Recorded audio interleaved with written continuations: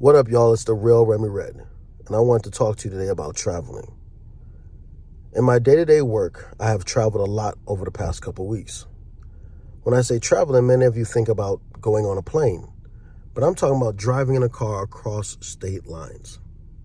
Since doing that, some different things have had to come in my mind about how I stay a responsible gun owner. So what did I do? I went on YouTube.